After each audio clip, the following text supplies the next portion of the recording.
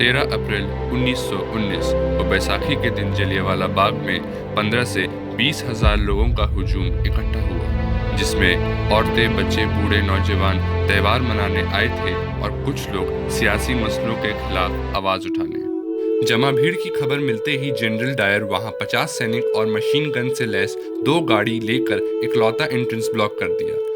सड़क सक्रिय होने की वजह से तोप अंदर न आ सकी। बाग में 5 दरवाजे हमेशा बंद रहते हैं और मेन एंट्रेंस पे खड़ा था जनरल डायर और उसके 50 सैनिक हाथ में .303 ली एनफील्ड राइफल्स लिए। डायर ने अंधाधुंध गोलीबारी करने का हुक्म दिया। ये सब देखकर लोग दहशत में आ गए। लोग एक तरफ से दूसरी तरफ भागने लगे। सिपाहियों ने रास्ता घेर लिया था और ऊंची दीवारें फाड़ना मुमकिन नहीं था। डायर ने अपने सैनिकों को गोलियां सबसे भीड़ वाली जगह में चलाने का ऑर्डर दिया, जिससे ज्यादा लोग मरे। कुछ सोल्जर्स हिंदुस्तानी थे और वो हवा में फायर कर रहे थे। ये देखते ही डायर ने गुस्से में उनसे कहा, फायर लो, what have you been brought here for? और सबसे दर्दनाक बात, एग्जिट को सैनिकों ने घेर लिया था। जो लोग बाहर निकलने की कोशिश कर रहे थे, उन पे गोलियों की बरसात कर दी। गोलियों से बचने के लिए लोग कुएं में कूदने लगे और एक के ऊपर एक दब गए। बाद में कुएं से 120 लाशें बरामद हुई। करीब 10 मिनट तक गोलीबारी चली। 1650 राउंड्स फायर किए गए। गोली खत्म होने की वजह से फायरिंग रुक गई। करीब 1000 लोग शहीद हुए और 1500 से ज्यादा घायल हो गए। बाग के बाहर कर्फ्यू होने के कारण कई घायलों को इलाज के लिए अस्पताल नसीब नहीं हुआ, जिसके चलते उसी रात उनका इंतकाल हो गया। तमाम बच्चे यतीम हो गए, खानदान बिछड़ गए, कुएं में लोग दब कर मर गए, हजारों घायल हुए और न जाने कितनी गोलियां इंसानी जिस्म में छल्ली हो गई। और आज 13 अप्रैल 2019 को ठीक 100 सालों के बाद मैं जलियांवाला बाग के बाहर खड़ा हूँ। तो आइए मैं आपको दिखाता हूँ कि ये बाग अंदर से कैसा दिखता है 100 सालों के बाद।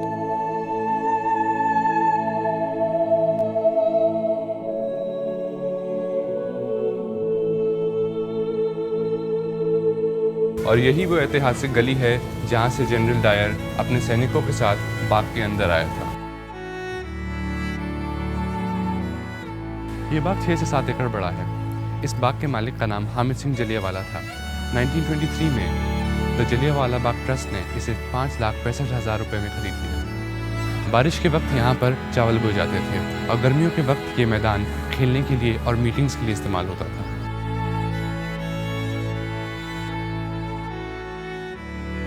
ये वही जगह है जहाँ पे जनरल डायर के सोल्जर्स गोली चला रहे थे और सामने की ओर भीड़ थी। और ये वही कुआं है। जब गोलियां चल रही थी, लोग अपनी जान बचाने के लिए एक दूसरे के ऊपर कूद गए। इसमें से 120 लाशें बरामद हुई और उस हादसे के बाद इसका नाम शहीदी कुआं पड़ा। उस घटना की याद में ट्रस्ट ने मेमोरियल साइट बनवाया। इसे डिज़ाइन किया था बेंजामिन पोल्क ने, जो कि एक जलती हुई फ्लेम की शेप में है। 13 अप्रैल 1961 को इसे इनॉग्रेट किया था राजेंद्र प्रसाद ने। 1919 में ये जगह खुला मैदान थी, लेकिन आज इसको गार्डन और म्यूजियम में तब्दील कर दिया गया है, ताकि लोग आए, देखें और शहीदों की कुर्बानी को याद रखें।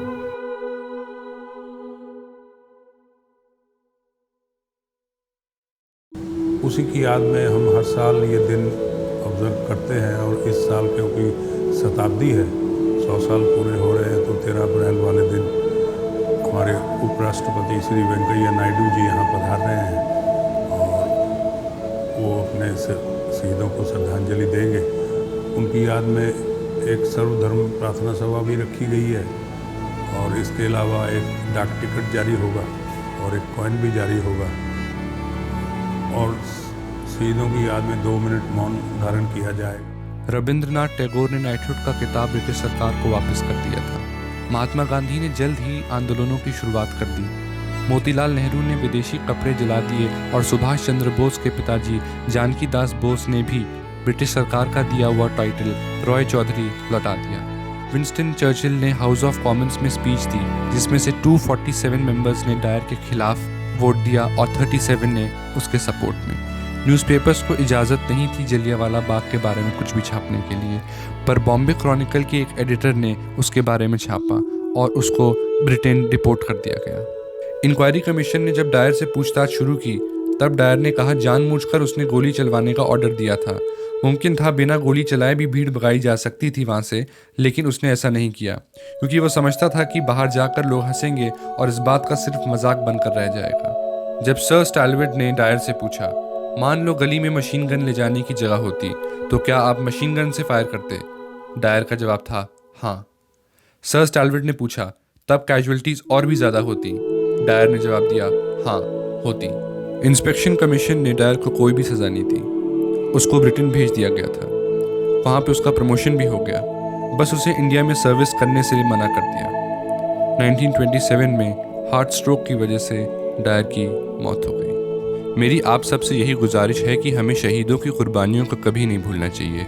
आज हम जो कुछ भी हैं अपनी देश की वजह से हैं और हमारा देश शहीदों की कुर्बानी की वजह से।